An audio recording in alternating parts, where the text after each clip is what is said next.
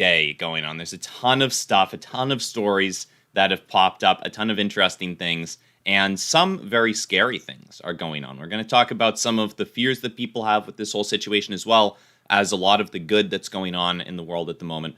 And it's going to be an interesting day, to say the least. Now, the stock market, which we're about to take a look at, is actually reacting not as bad as a lot of people would have thought during this whole crisis. In fact, even today, during the after hours and pre-market of yesterday and today, we're only down 0.25% on the SPY. So it looks like we might be in for another potential green day. You know, Monday wasn't quite a green day. We barely eked out a loss on Monday. We did rally towards the end of the day. And today might actually be a green day. So we'll see if we can continue the rally that we might be in for. So hopefully we will. But we've got some things to worry about, unfortunately. All right, there's some stuff to worry about. And good morning, Rich M, Rocky Mountain Gobbler, Shadow Girl, Brian, Sub-Zero, and Strimbuland. So we've got some things to worry about, and our fears are not nearly as severe as the fears of people living in Kyiv, Ukraine, which, if you live there, you probably have quite a bit to worry about. You have for the past while, but especially today, as satellite images have seen huge Russian convoys approaching Kyiv as fears of an all-out assault on the city grow. So basically, what we've seen is satellite images of about 40 miles of Russian military vehicles heading towards Ukraine's capital, Kyiv. We see we'll look at a couple of images like this, but basically there's a ton of trucks, and sometimes they're even stacked with each other. It's not even single file. 40 miles worth of this stuff just going towards Kyiv. And if Russia does want to take it over, this is definitely one of the more effective ways to do it. Just send in everybody, right? Because they have a much larger military than Kyiv does. And I guess those are all the pictures that they've got, but they have a much larger military than Kyiv does, and even all of Ukraine, and they can certainly overwhelm them with numbers. Now, obviously, this isn't going to be the most beneficial for the Russian troops who are actually going in there. It's probably going to be a lot more deadly to just send in a huge swarm of troops all at once than to do something more strategic. But Russia, and specifically Putin, are running out of time, all right? There are a bunch of things lurking in the shadows, in the background, that people aren't really thinking about day to day. They're not necessarily thinking about what might be going on for Putin and for Russia, but there are a ton of hugely negative impacts that have cropped up ever since this invasion started. And we're going to look at what's going wrong in Russia and why Putin is getting a little bit desperate, why this might not have been the best idea. Well, why it certainly wasn't the best idea. We'll see how this ends up for him, but definitely doesn't seem like the best idea at the moment, okay? Because Russia is all but collapsing. Long lines at Russia's ATMs as run for banks begins, right? People are trying to get their cash out of Russia. We're going to look at the value of the ruble and how it's fallen dramatically. But Russia's ruble has dropped dramatically on Monday as unprecedented sanctions and the removal of Russia from the SWIFT system began. Lines at ATMs snaked down sidewalks and around buildings in Moscow and at Russian banks in Europe as depositors rushed to withdraw their cash. This is something that Russia really doesn't want. It's something that can create liquidity problems in terms of if there is enough cash in the banks, right? Banks typically take cash from people and then they lend it out to other people to collect interest on it, and they don't actually have all the cash that people have invested into the bank and put in those bank accounts on hand in case everybody wants it. And this is a situation where everyone is getting as much cash as possible because they don't know if the banks are actually going to be able to pay them. These Russian-run banks say they have experienced significant outflows of deposits in a very short time, so they're starting to get a little bit worried. We're going to see if Russia really supports them. They are making some moves to support them. Russia's central bank announced it would more than double its interest rates from 9.5% to 20% in an attempt to stabilize the ruble. So imagine the Fed raising our interest rates to 20%. I mean, people are worried about a 2% raise in rates, or even, they were worried about a 0.5% rate hike this March, which now it looks like we might be getting instead a 0.25% rate hike. Russia went the opposite way, right? They raised it by almost 11%, 10.5% all at once, right to 20% total. And this is because the ruble has fallen 30% against the dollar to all-time lows, at one point trading at 119 rubles per dollar, way cheaper than Dogecoin. All right, Dogecoin is worth about 14 cents. This means the ruble is worth less than 1 cent. And we're going to take a look at the value of the ruble right now. It is not looking good for anyone in Russia. Anyone who had a bank account, anyone who had any investments. The Russian stock market kind of collapsed and wasn't even trading yesterday. We'll take a look at it today and see if they've started trading back up once the market opens. But you can see this chart showing the value of the ruble against the dollar and the massive spike in the amount of rubles that you have to pay to get $1. You know, just about a month ago, around February 1st, today's March 1st, and so February 1st, you had to pay about 77 rubles to get $1. Now you have to pay a little over 100. It looks like 102 at the moment. So it's a massive increase. Your buying power is significantly less, and that's assuming, you know, that you can actually find a place to trade those rubles for dollars. Russia has made it very difficult. They don't want people selling the ruble. They've actually made regulations saying that companies have to buy the ruble, right? They said that big oil companies have to turn 80% of their foreign revenues into rubles instead, you know, if they're denominated in dollars to begin with. So they're basically forcing companies to buy up rubles and exchange their dollars with the central bank. And it's a horrible situation for people in Russia, for businesses in Russia. And it's even bad for those oil companies, right? Because they have to trade out ruble or dollars for rubles. And JL says, right, Rob? Question mark. Thank you for the super chat, JL. And says something. Yes, and he will, even without the super chat. What will I do without the super chat? I'm not quite sure. We'll check on it in just a moment, JL. We'll check on it. I'm sure I will. But U.S. oil jumps to 7-year high, above $101 a barrel as Russian assault prompts supply shortage fears. So oil is not looking good. And answer questions. Of course I'll answer questions. Well, we should do that towards the end of the stream. You know, I do want to have a Q&A session at the end of the stream, maybe, for anyone who's interested in that. We might have to start implementing those into the stream. That could be a good idea. Just you know, to keep things on track while we're doing a bit of important news, and then we can have a Q&A session for anyone who's curious. Yeah, that's a good idea. I like that. So towards the end of the stream, if anyone has any questions, we can do a Q&A. Now, back to oil, okay? Oil. We're looking at a lot of important stuff for oil right now. It's getting very expensive. We're looking at the potential situation where there could be some sanctions on Russian oil companies. We're looking at a lot of companies not doing business with Russia, a lot of oil companies. We're going to look at all of that.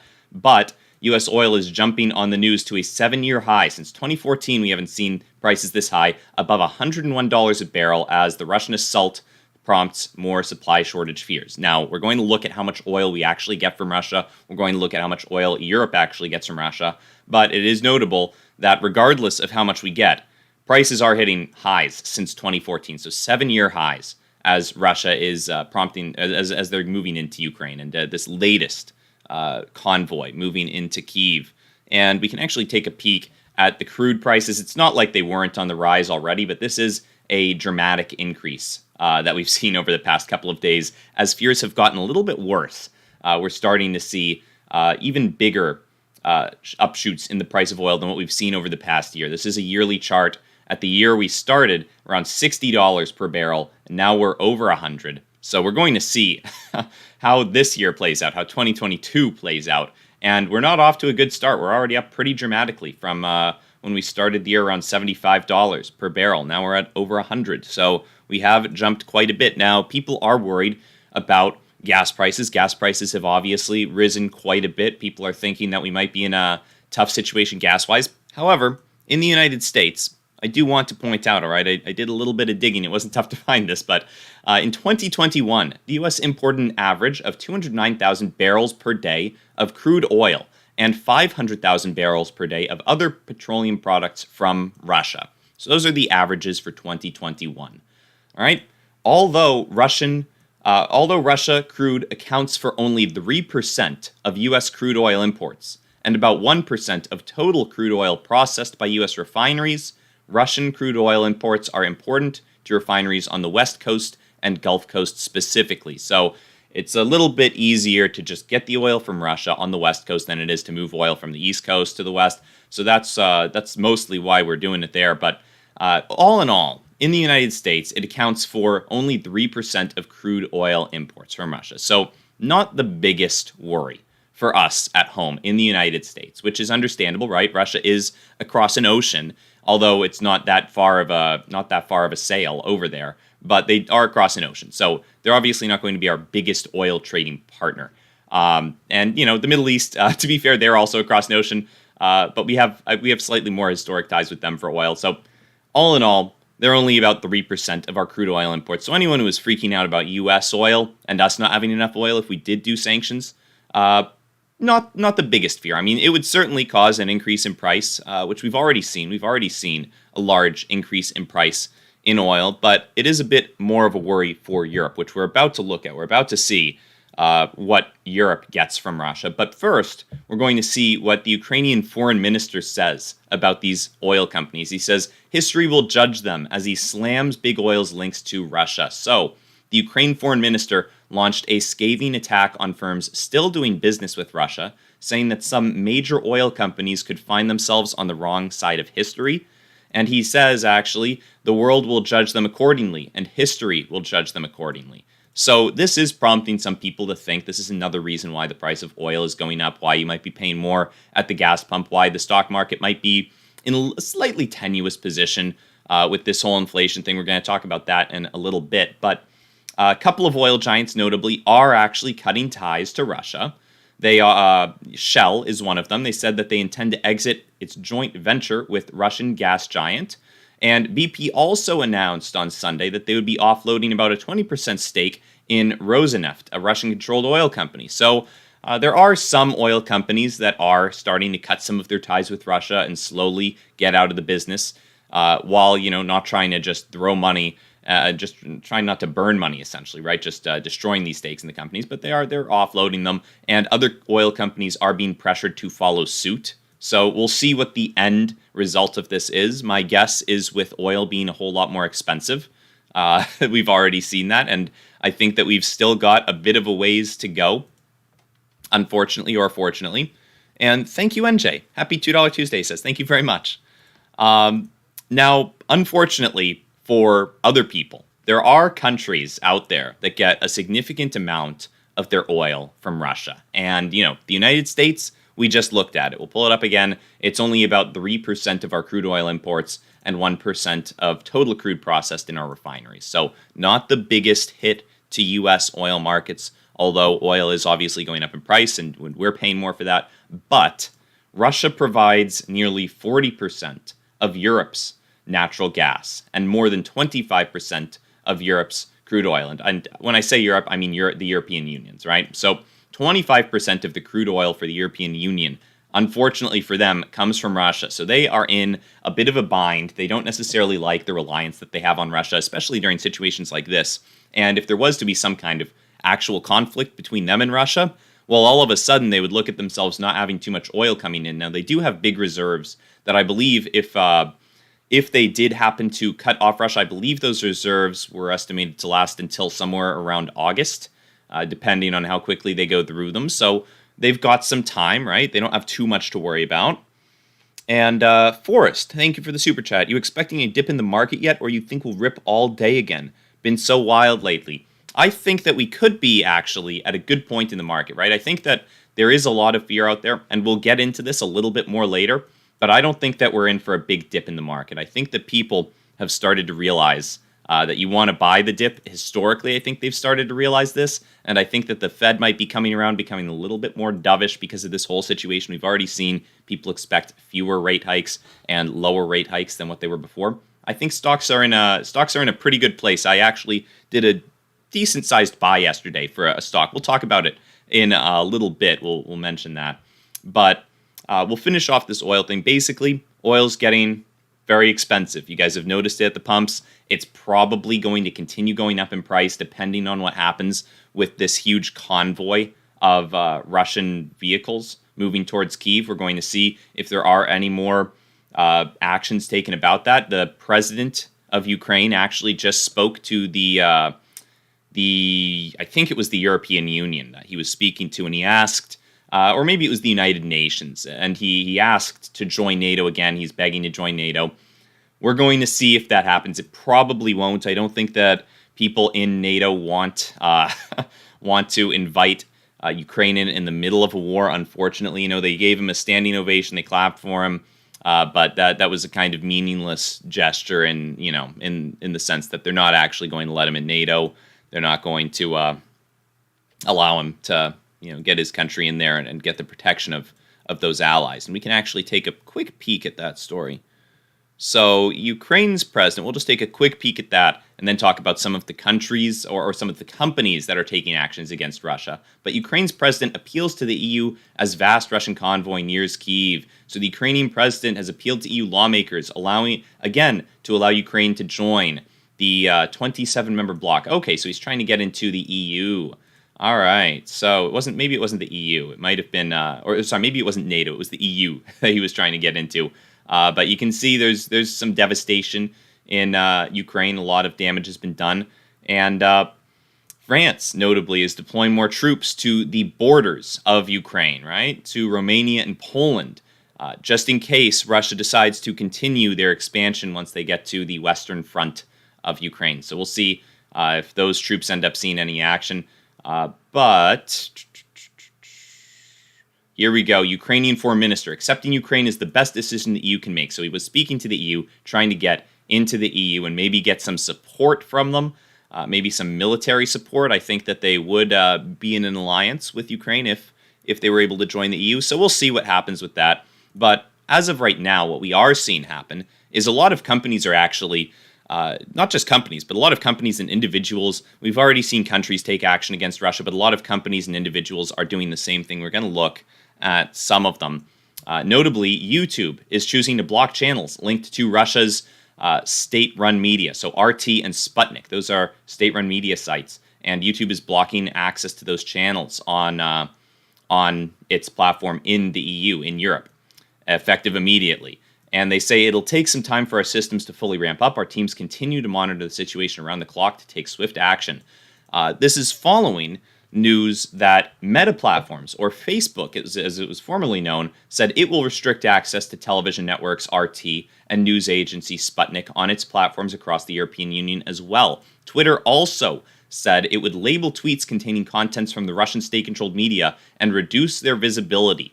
So, we've seen this before. Twitter knows how to do it. They know how to do it good. So they'll do a really good job of getting those Russian accounts shadow banned and whatnot. They know how to do that better than anybody. So they're hard at work doing what they know how to. Now, Visa and MasterCard also block Russian banks from their networks after sanctions. So this is another big reason why we're seeing Russians run to ATMs, okay, long lines at Russian ATMs, because it's becoming incredibly difficult to do transactions digitally in Russia, right? A ton of sanctions have swept in. A lot of bank transfers are no longer possible. Russia's been removed from the SWIFT system, and now these credit card providers are not allowing a lot of payments to go through, right? They're removing their networks they're removing themselves from Russian networks. So it's becoming incredibly difficult to buy things in Russia. In addition, prices of goods on grocery store shelves are skyrocketing because the value of the ruble is crashing. People are worried about that currency. And if you're a grocery store owner, it's becoming incredibly expensive to buy anything yourself, to buy any inventory. So you're going to have to raise prices. And you probably realize that the inventory you've already got is significantly more valuable. So if you're in Russia right now, it's a very tough situation, This certainly is not what the Russian people wanted. I don't think anyone in Russia was hoping that they would be in a situation where all of a sudden they have to use their whole life savings to buy meals, and where they can't even access a lot of their life savings, where they can just get a small withdrawal from an ATM. It's not a good situation in Russia, and that's not even the worst part. We're going to talk a little bit more about what is going on in Russia and what people have to worry about once we finish off this little block right here about people going against Russia. So global hacking group Anonymous launches a cyber war against Russia. So you guys have probably heard of this group. They've been responsible for several big cyber attacks. And following Russia's invasion of Ukraine, a Twitter post from an account named Anonymous with 7.4 million followers and about 190,000 tweets summoned hackers around the world to target Russia. And in the days thereafter, posts by the account claimed responsibility for disabling websites belonging to Russian oil giants, to disabling the state-controlled Russian news agency RT, and numerous other Russian and Belarusian government agencies, including the Kremlin's official site. So, big cyber war has been launched against Russia, and typically you think of Russia being pretty good at cyber warfare, but this is what you've got to worry about: these lone wolf groups who will do this kind of stuff, and even lone wolf people who aren't part of the group but just see the tweet and admire the people who are behind the account and decide to, just some hackers that were summoned by them who just decide to take some actions against Russia on their own. You got to watch out for those lone wolves out there. It's very tough to target them, to find them, and even if you find one, well, you found one, there's a million others out there. So very tough when you have to deal with a situation like that. Now, something we are seeing is Bitcoin jump big. Cryptos, it's not just Bitcoin, all kinds of cryptos are up massively as the conflict imposes further sanctions. People are potentially, there's a couple of reasons why this might be happening. People are potentially trying to get their money out of rubles. They might be buying up cryptos. They might be trying to avoid sanctions and do money with cryptos and whatnot. Or they might be getting into these cryptos, realizing, people not just in Russia and Ukraine, but around the world might be realizing, hey, look at what just happened to the ruble. It just crashed dramatically. We might want to get into something that has a little bit less control placed over it by government agencies, that has a little bit less reliance on these centralized systems that can't just be taken right out from under us. So that's a potential situation that we're looking at. And another thing that this article brought up is crypto to evade the sanctions. I think that depending on the crypto, at least, it should be pretty easy for crypto to evade the sanctions, because for the most part, I believe that other than putting sanctions on big centralized crypto exchanges, I mean, maybe you could say anyone who's trading at Coinbase can't remove their coins or whatnot if the government chose to do something like that. There's not much you can do to sanction crypto because it's decentralized, right? You can't just tell one person to not use it. You can tell everyone, hey, you better not use it. But if people decide to do so anyways, it's really near impossible to stop those transactions, according to my belief at least. So you'd really need to go around and get all the machines mining Bitcoin gathered up and destroy them to really stop the blockchain from working. I believe, at least, I'm not a crypto expert, but some people are out there, and I think that's one of the key reasons why people like crypto so much, because it's not necessarily under the government's control. It should be tough to sanction. You could obviously say, hey, it's illegal to have a centralized exchange, but tech-savvy people are always going to be able to find a way to deal in it if they wish. Now, you can see all these cryptos are skyrocketing. Pretty much every crypto that's not a stable coin is up 10% plus, 10% at the minimum. In fact, very few are up only 10%. A lot of them are up 15%, 20%. We're seeing massive movements. Bitcoin up 15%, Ethereum up 13%, BNB up 11%, Terra Luna up 20%, Dogecoin up 10%, Shiba Inu up 16%. These cryptos are moving, and they're moving big, and they have actually been selling off as of late, so it makes sense that maybe there are some buy the dippers coming in. And over the past couple of months, really, there has been a bit of a crypto sell-off, but especially amid all of these currency fears, the ruble falling, people getting worried about all these sanctions, it makes sense that more people are starting to look at crypto and look at it a little bit more seriously as an alternative to these traditional means of paying people, because nobody wants to see the value of their currency do this and just fall right off a cliff. Now, obviously, that kind of thing has happened with crypto before. We've seen Bitcoin, go through some pretty significant crashes. So fair enough, right? It's not the most stable asset in the world. But in the long run, people might be making the bet that eventually we could get to a place where people are comfortable using crypto and where it becomes a little bit more stable. That might be a bet that people are willing to make. And at the very least, they'd rather that maybe their wealth fall due to them buying in at the wrong time than to a government coming in and halting the transfer of wealth, right? A lot of this loss in the value of the ruble, it's actually inescapable, because a lot of it was due to sanctions and not allowing foreign transactions in rubles and whatnot. So it's actually very tough to get out of the ruble, even at these prices. It's nearly impossible. And if you were in crypto and crypto fell that much, you could still at least sell the crypto. So there are some upsides to using crypto instead of fiat currency, and we'll probably delve into that later in later streams and in later videos. We might talk a little bit more about crypto, because it is something that I have been researching lately, becoming more and more interested in, and that's very prevalent nowadays when we're looking at this dramatic fall in the prices of these fiat currencies. And it could happen to anyone. It's not just Russia that this could happen to. There's no reason it couldn't happen to the United States as well if everyone decided to start selling the dollar. If the U.S. did something that nobody liked, then that could happen to the United States as well. It would be a lot more dramatic than doing it to Russia, right? People would not like doing it to the U.S. as well. There's a ton of countries that have foreign reserves in U.S. dollars, and so they definitely would not like losing that value. But I mean, that kind of thing could happen to anybody. So it's nobody is safe from it. And even to be fair, crypto is not safe. But at least if the price of crypto falls, you can sell. So there's something to be said for crypto. Now, what we are going to talk about for the next couple of minutes, right before the market open, we've got about 4 minutes until the market's open, is the dangerous situation that's brewing in Russia and why we could see some kind of hugely negative event regarding maybe a big overreaction from Putin, right? We could see something really bad from Putin. This is something that I've been speculating on and thinking about lately. And I think that one of the reasons why we could see Putin do something, I mean, he's already put the nuclear weapons on high alert. It's becoming a bit of a dangerous situation, in my opinion, and I'm not trying to fearmonger, right? I'm not trying to say that there's going to be some kind of nuclear war. In fact, I don't think that there will be. I think there's a small likelihood. I think probably around 1 to 3% likelihood of some kind of nuke going off. It seems about that likely to me at the moment, just because, Putin, he's got some good stuff going for him. He's still the president of Russia, and he has a lot of wealth, regardless of how much of a decrease it's taken. He's still got a lot of wealth.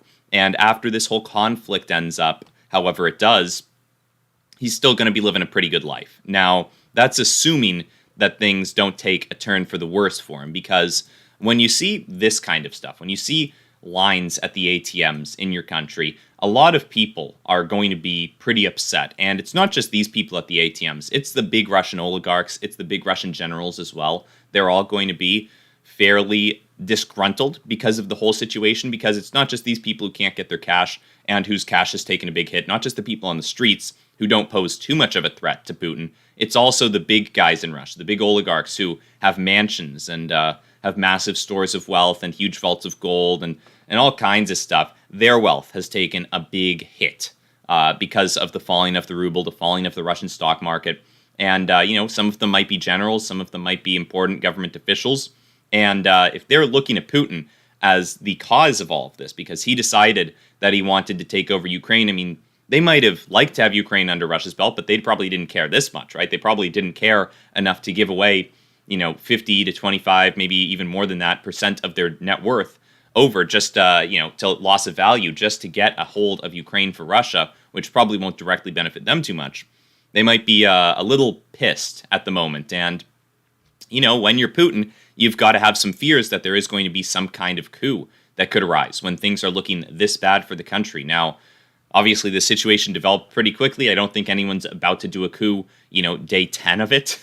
But, if this goes on for too much longer, if it gets into a month or two, then some of the Russian guys might start to look at Putin like he's a bit of a problem for them. They might decide, hey, we don't really want this to be going on. We don't care that much about Ukraine. This is Putin's fight, and they might try to get rid of him. Now, if they fail to do that, if they have a botched attempt at some kind of an assassination or some kind of a coup, and Putin realizes what's going on and sees the walls come rumbling around him, he sees, that his country's in a big catastrophe, that the ATM lines are through the city, and that his economy's fallen apart, that the invasion isn't going as well as he thought, and that his allies are turning on him, then he might just decide, hey, I'm an old guy, and I'm going down with the ship. He might just decide to launch some nukes. It's a scary thing to think. I don't think it's the most likely situation. I think maybe a 1 to 3% chance of that happening, but it's certainly a possibility, and it is not a non-zero chance. There's definitely a possibility. There's no one could explain to me why there's a 0% chance of that happening. I think that we've got a somewhat real possibility where that could be the case. I hope it's not. And now we'll pay more attention to brighter things, greener things. Hopefully the market's opening. Hopefully we'll see some green in the markets. It looks like we're seeing a green bar already. Let's not think too much more about nuclear war, but we'll pull up some of the favorites right here. We'll pull up Sundial.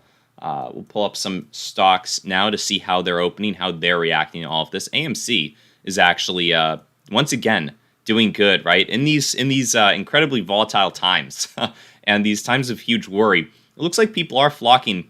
At least some people are flocking to more of the lighthearted, more meme-driven, friendly plays, right? People are getting in AMC. It's up 1% when the market is not down by much. It's down 0.1%, but notably AMC is beating out the market right now. So people are certainly flocking to some of the more meme-driven plays and plays that they love. DWAC is getting some love today. Sundial is green. The markets look like they may be turning green any moment. Hopefully they will. All in all, things are looking relatively good for asset prices. We're seeing decent stuff all around for assets, and that accounts for crypto as well. Crypto's doing incredibly well. I know we looked at it not long ago, but cryptos are definitely beating out the markets. I mean, up 15% on a lot of these coins. The only coins that are showing any red are the stable coins, and just barely. But pretty much everything, I mean, everything is green in crypto land. Look at this. We're just scrolling through the top 100 cryptos, all green. The only red little flecks that you might have seen there on the percentage gainers were the stable coins, and they fluctuate almost randomly. So no need to worry about those. But Sundial, seeing quite a bit of green. We're starting to move up in a decent way. All things considered, we're on a bright path for Sundial. We got news yesterday. We've got confirmation that Sundial, or at least Sundial and Alcana, expect to complete their merger by the end of March, by March 30th. So at some point in the next 29 days, we should see that merger go through. We should see it close, and we should see those Alcana shareholders become Sundial shareholders. So exciting stuff on that front. For those of you who don't know, Sundial is a cannabis company in Canada, and Alcana is Canada's largest private liquor retailer, about to be part of Sundial, and also holds some cannabis holdings, right? They have Nova Cannabis, or at least a majority ownership in Nova Cannabis. And Sundial is really moving up. We actually just had a little gap up on that bar, up 1.78%. People are buying up Sundial like there's no tomorrow. And eventually we could see a whole lot more of that, probably closer to November and April, when we really start getting some midterm elections coming in. So we'll also talk about a buy that I placed, and it's looking like a decent buy at the moment. CENN, CENN, Centro Electric. And we'll pull up Centro Electric Group on Yahoo. So this is a stock that at one point was, at one point it was under the ticker symbol NAKD, Naked Brand, and eventually, that company had a bunch of cash on hand from a meme-driven rally. They raised a bunch of cash, and they bought out some of Central Electric Group, right? So now CENN has a market cap $365 million, and it looks like a pretty good play at the moment. It's gotten incredibly cheap if you look at the past, we'll pull up the past yearly chart, but they have fallen dramatically. I mean, even since the beginning of the year, since January, when they started trading, they were around $5.41 in January. Now they're around $1.40. They have fallen quite a bit, and I even thought they were a decent buy in January. But so many of these growth stocks have just been decimated the past couple of months. Ever since November, and November was actually their last peak, around $13, and I think they could get back up there over the course of the next 2-3 years if their projections really pan out. This could be a 10xer, in my opinion, over the next 2-3 years if their projections really pan out, because they're projecting incredible growth. And we'll pull up some of their projections. We'll see if they have them listed here.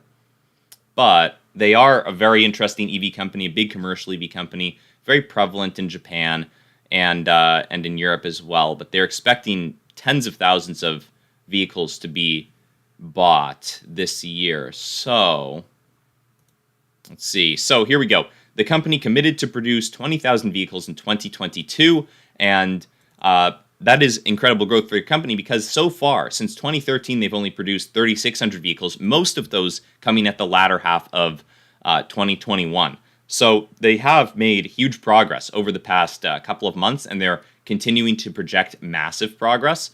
And that's one of the reasons why, when you start to see these things take off, right, they've been beaten down quite a bit. They were hyped up initially, ways back, and a lot of this chart is actually NAKD. In fact, I forget exactly when they when they went through the merger. It was probably somewhere around here a couple of months ago. But when they did go through the merger, they proceeded to crash, right? Their stock price moved down dramatically. And I think they're in for a big rebound if they can get these projections to be accurate, right? If they can actually produce and move those 20,000 vehicles, I think we'll see good stuff going for them. They've already got a bunch of orders that have come in.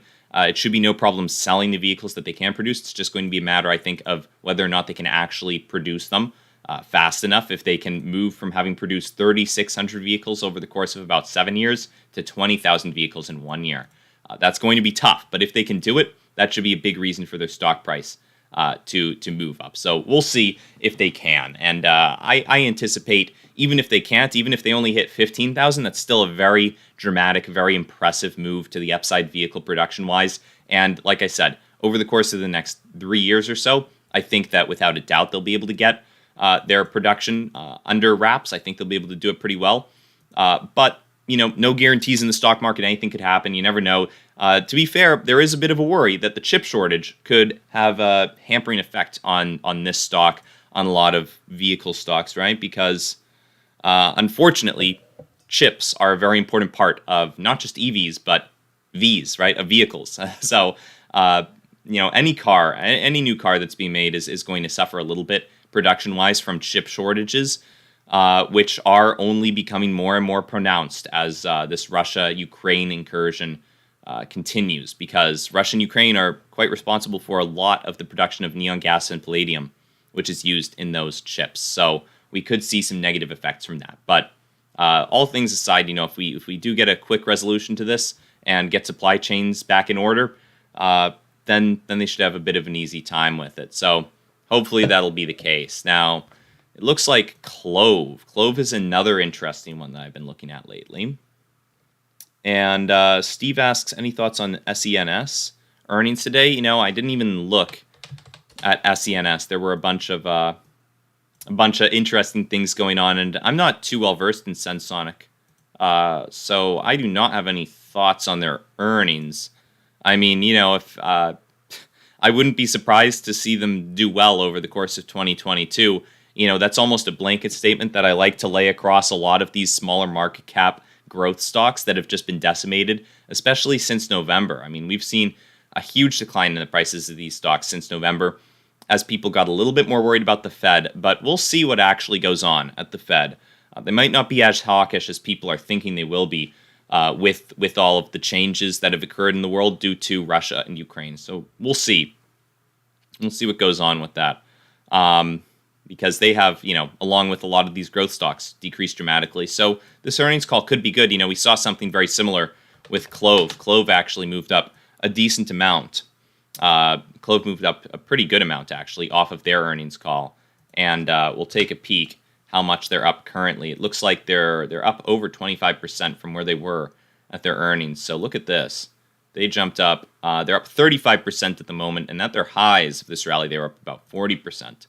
And it looks like they're still on the up and up, right? They're down about 1% today, but that doesn't mean they're done.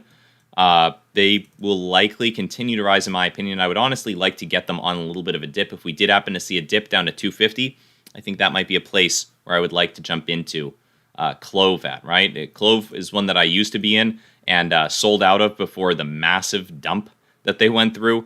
I saw the way that the tides were turning, and I decided that this was one of my lower conviction plays, but around these prices, it's looking pretty good. They had a great earnings call. They got great numbers. They have great projections for revenue coming in the future, great projections for customer acquisition in the future. And I think that if they can meet those, then we're probably going to see some really great stuff for their stock price, at least return to the values that we saw previously, is what I would expect. But we'll see what happens with Clove. They were also a meme stock, a short squeeze stock. And they due to that pumped up to $28 at one point. So there is some reason to think that if they have a high short interest, and there is reason to think that maybe if times get good again, if people have some extra cash to throw around in the markets, that we could see another meme rally from them.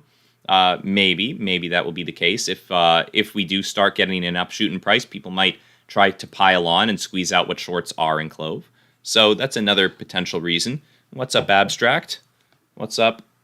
And Sub-Zero says AMC earnings today. Yeah, we'll be watching that. That's happening in the after hours. So we're gonna see what happens with AMC. They did just take a little bit of a dump since we last looked at them over the past minute. They've dumped about 1.5% since then. But all in all, this could be an exciting date for AMC. AMC could be moving up in a big way on this earnings call. We'll see. We've seen some other growth stocks do it. And AMC isn't necessarily a growth stock in terms of their underlying business, but they do tend to trade alongside growth stocks pretty positively. They have a positive correlation with growth stocks for the most part.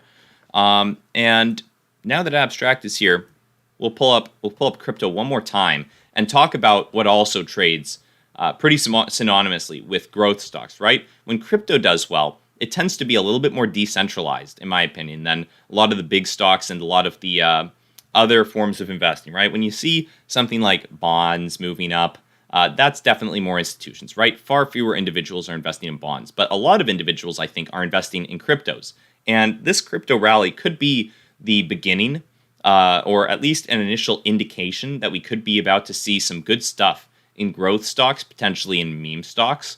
And we'll have to keep an eye on it and see if that ends up becoming true. But overall, a lot of these smaller market cap stocks have actually been doing decently over the past couple of days during this whole Russia-Ukraine crisis. You can see AMC is one of them, and potentially it's just pumping up before the earnings call. But all in all, we've seen this with not just AMC, we've seen it with Clove as well, and a couple of stocks have been doing good. Even Sen has been doing decently over the past couple of days, right? It's hit lows and has bounced off of them. Now, we'll see if that continues, but cryptos might be an early indicator that we're potentially in for a good time, stock price-wise, over the next couple of weeks and months. This could be the beginning of a big rally. You know, oftentimes, I think when you see the bottom get hit of something, you do tend to see big price movement upwards, right? It doesn't tend to linger at the bottom for too long. You do tend to see a 10+% change oftentimes, depending on what you're talking about. If it's a smaller market cap stock or a crypto, then yeah, you tend to see maybe a 10% plus move, and we are seeing a 10% plus move in a lot of these cryptos. Now, they've erased a lot of their value, but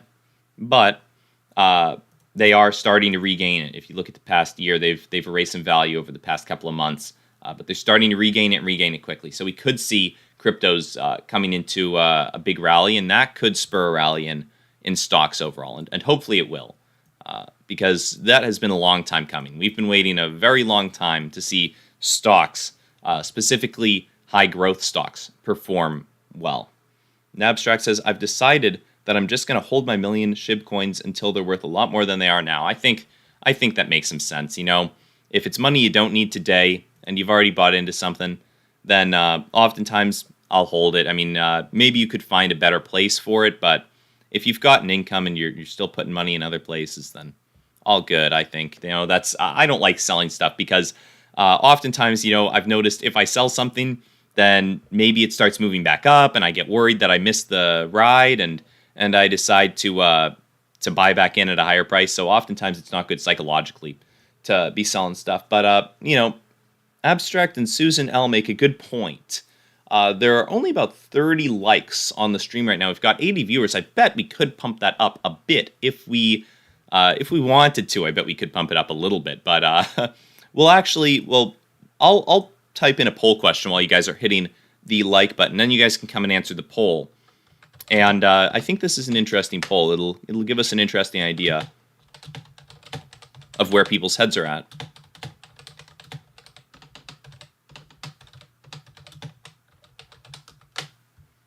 Are you more bullish on stocks or crypto? That's the poll question right here. And I'm curious to see what people will say if they're more bullish on stocks or crypto overall. So we've got a poll coming in. Feel free to answer the poll. Feel free to hit the like button while you're doing it. It does help out the algorithm on YouTube a little bit. It helps get the stream out to some additional people. And that is much appreciated. It does help out. So, and also, if you're on Rumble, feel free to hit that Rumble button. And notably, if you're on Rumble, if anyone is out there, if anyone's on Rumble, if anyone is on YouTube, I know we've got some people on Rumble right now, feel free to hit that red button at the top of the page, that red join button. That would definitely help out. We've got Rich on Rumble. I bet Rich is in that group already. But an abstract says a good poll to make is what color is your like button, blue or white? Oh yeah, we should do that sometime. Now we've got the poll coming in, about 14 votes thus far, and it looks like a lot more people are interested in stocks, but we're getting a decent number of people voting for crypto as well. So hopefully we'll see a bunch more people voting this. We've only got 16 votes in the first minute though, so pretty good stuff. And Boot Hill says, good morning, first time catching the live stream on YouTube. Nice, welcome. Yeah, I know that, depending on people's work schedules, whether or not you're watching on YouTube or Rumble, it can be a little difficult to get in at the time that the stream is going on. It is kind of a busy hour for work and whatnot, so I get that a lot of people might be at work or doing something else, or, some people like to get up late. Some people might not be up yet, and I've noticed that especially during times of big market volatility, especially when we've seen big moves to the downside. I mean, look at the S&P. We're not at the highs anymore. And a lot of growth stocks, too, have taken even bigger hits. I mean, you look at the Russells, it's down dramatically. And this is just tracking some smaller market cap stocks. But I have noticed that, when stocks are down, a lot of people do tend to stray away from YouTube and financial topics, because it's a little depressing sometimes, to look at your account and notice that everything is worth less. And sometimes you just wake up in the morning, you look at you pull out whatever brokerage account you've got, and you look at the charts, and you see the value being much less than it was, a week ago. And it's a little depressing. You don't want to pay too much attention to it. You might not even look at the stock market the rest of the day. Obviously, you're ditching the stream if you're not looking at the stock market. A lot of people don't have too much desire to look at that kind of stuff, and it's understandable. But it's unfortunate because these big dips that we go on end up being the best buying opportunities. That's when you're getting stocks the cheapest. When you're getting stocks, essentially, oftentimes they'll, depending on where you buy in, you're buying in essentially as they're these beach balls, right? They're these beach balls. Their prices are these beach balls just getting held under the ocean and pushed further and further down. Eventually, they do come up. They do explode upwards. And you can see we even started that with SPY a couple of days ago. We did have a big explosion upwards, and that's slowing down a little bit. Whether or not we're going to move back down temporarily or potentially continue this rally, we'll see. Hopefully we do see a continuation of this rally, right? We're seeing at least a green bar today, not necessarily a green day from close, but with what's going on in Russia, it's going to be a tough situation. I don't think anyone's going to want to see this huge convoy of Russian vehicles really take over Ukraine. I don't think people are going to be too happy to see it. We'll see what that could do. I think that people are almost equating what's going on in Ukraine as hope for the world, right? If Russia does end up taking over, people are going to be a little bit less hopeful, and that's unfortunate, but that's the way it is. And anyone who's watching the stream on YouTube, feel free to vote in the poll. Are you more bullish on stocks or crypto? We're trying to get some votes in there. We've got so far people are pretty stock heavy on it, I'll say. I don't know if you guys can see the results. And when you're there, feel free to hit the like button. It would be much appreciated. We'll see if we can get that going. But all in all, this convoy, I think, is causing some fear today, right? We are seeing stocks not be as bullish as they have the past couple of days. On Thursday and Friday, they were certainly very green. We have seen some buying, though. We have seen some buying during the actual trading hours. We tend to, what we've seen over the past 2 days at least in the S&P, and typically that means for stocks overall, is we see a little gap down and then a rally while the markets are open. And we did see the same thing during the after hours and pre-market today. We gapped down a little bit, and then as soon as the market opened, we started moving back up. Hopefully we'll continue that. And good morning, Vivi. And Omer says, Rob, how does BBIG look? BBIG. So BBIG, it looks like we're hitting up that 215, or at least we did a couple of days ago. Unfortunately, it's not looking as bullish as a lot of the other growth stocks out there. It is technically downtrending right now, and we'll see what we can get on BBIG. But maybe if AMC does well, that is a potential reason why we might see a rally in other meme stocks like BBIG, or at least Reddit favorites. If AMC has a great earnings call today, that's a catalyst that could be moving BBIG one way or the other. I know a lot of people who are interested in AMC are also the types interested in BBIG, so we could see some movement there. But Vivi asks, could you look at CFVI and see why it's down? So CFVI, Rumble stock. I know you guys watching on Rumble love this stock. You guys are watching the platform already, so you probably love the stock.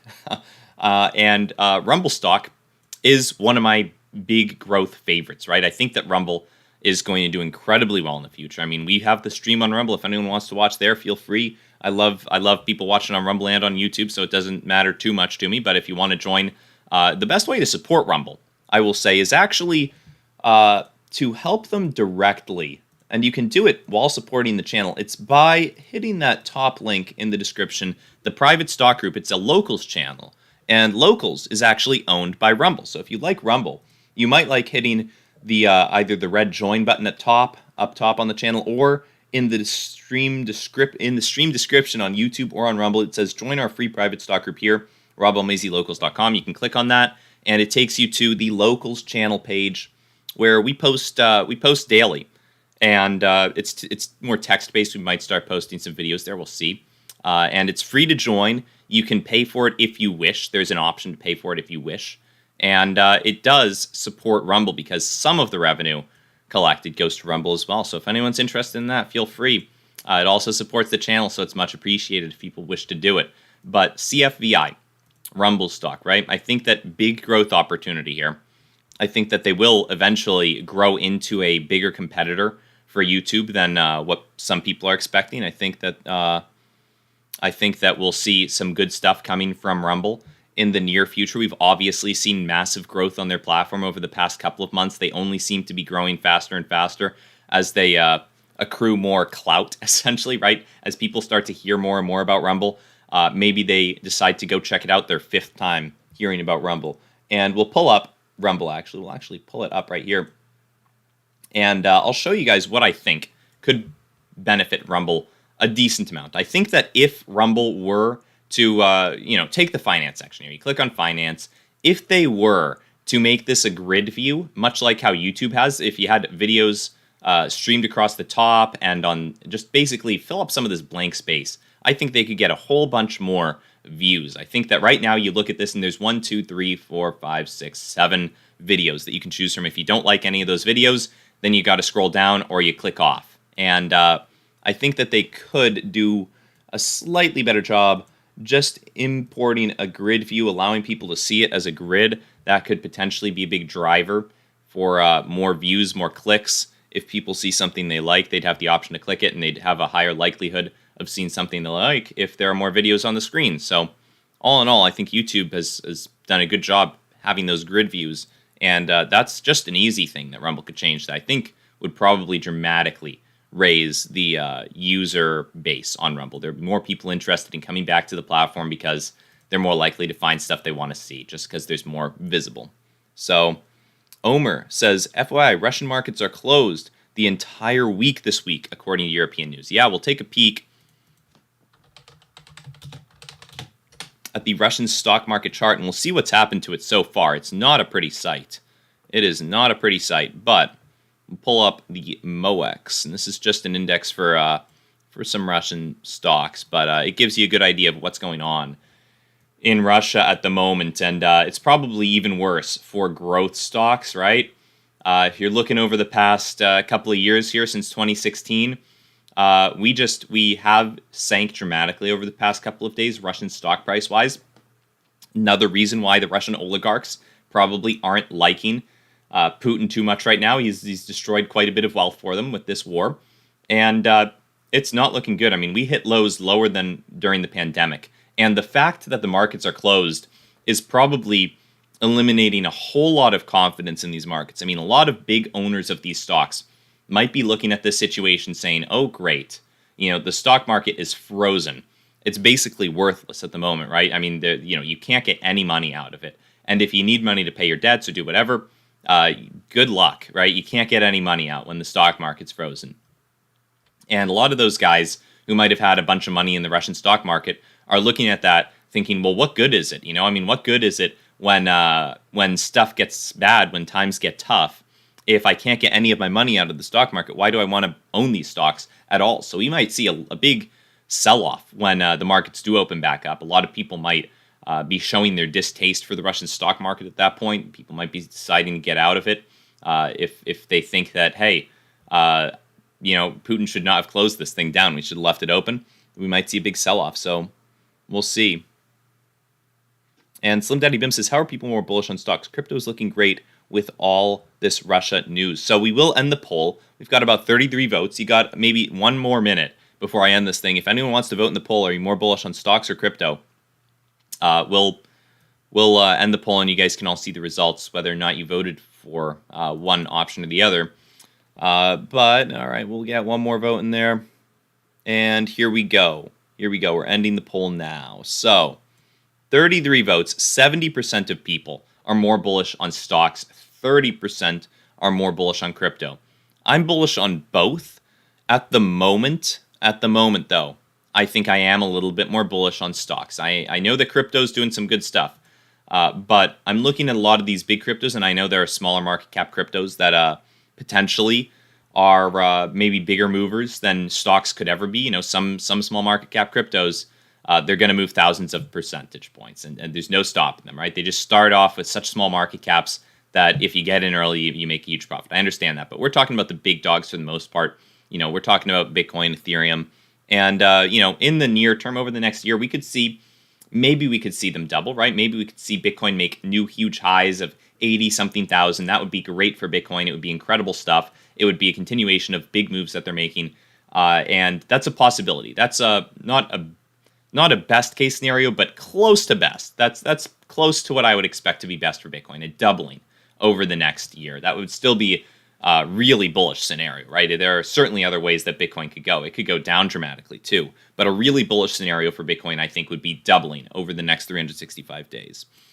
Stocks, on the other hand, you look at some of these stocks, and we'll pull up just a few examples of these growth stocks. We'll pull up SDC for one. Near the lows, decent growth stock over the past year. It's been decimated from $12.31 to about $2. It wouldn't even have to get to half of its value, right? It could get to about $6, and that would already be at 3x in price. And that would be relatively easy for it to do, I think, if we did start to get some good news. Centro Automotive or Central Electric Group, same kind of thing. It was up at $16 technically, but even just looking at where it was at the beginning of January, it was up at $5.50, and now it's around $1.37. We could 2x and not even be where we were 2 months ago. A lot of these growth stocks have been getting decimated. Clove included. Clove has been decimated as well. Clove, beginning of January, was around $3.82. It's around $2.69. And back in November, when growth stocks were actually running, it was above $7. So it could 2x and not even be where it was back in November. These growth stocks, I think a lot of these growth stocks have just been decimated. They've been pushed down way too far. Even look at, I know people don't love Robinhood, but look at Robinhood. Back in November, it was around $37, $38 per share, 35 maybe at times. And now it's around $12 or $10 sometimes. So, you could 3x on that just to get back to where you were in November. And, it IPO'd at 38. So, obviously, big institutions and banks and whatnot were willing to pay that price for Robinhood shares. They saw some potential for it in the future. And I'll admit growth has slowed down with Robinhood recently. You've seen fewer new users. But I do think that these growth-oriented stocks have been getting hit a little bit too hard from fears due to the Fed potentially raising rates. And I think that we've seen a little bit too much of a hampering in these stock prices over the past year. There's been a little bit too much of a rout out of these stocks. I think that eventually we'll want to see a big rally to them. And probably at some point during the course of 2022 would be my expectation. Sundial's another great one. I love Sundial. Been decimated over the past year. In November, it was up towards closer to $1 than it is now, right? It's right around 50 cents at the moment. It was almost to $1 back in November, and we haven't even gotten the big catalysts coming in for Sundial. So all in all, I think we've got some good moves to be made in the future for stocks, and we'll end off the day just taking a brief look at this stock market map, taking note of the fact that oil is shining bright, shining very green. People are expecting oil to get more expensive. Gas prices are probably getting more expensive. We'll see what goes on with the price of oil, but that is the stream for Tuesday. And hopefully you guys enjoyed it. Hopefully Anyone in Ukraine is doing decently with this whole convoy from Russia moving in. Hopefully we don't see too much more death and destruction. Hopefully there's an end to the war sometime soon, and those negotiations that we heard were going to happen actually happen and lead to something. So all things considered, it's not the worst it could be for us where we are, and we should be appreciating what we've got at the moment if we're not living in a war zone. So other than that, guys, have a great day. We'll see you tomorrow. Keep in mind we do these streams every morning at 9. So if anyone is watching for the first time, keep that in mind. Every morning at 9, we just talk about some of the news, hang out, talk stock. You can ask questions in the chat, and we try our best to get to those. And if you're on Rumble and you like Rumble stock, feel free to join the locals community down below. Even as a free member, it helps out. It helps get the word out about it. So feel free to do that. Top link in description or the red join button on Rumble. So we'll see you guys tomorrow. See you guys at 9. Have a great day, guys.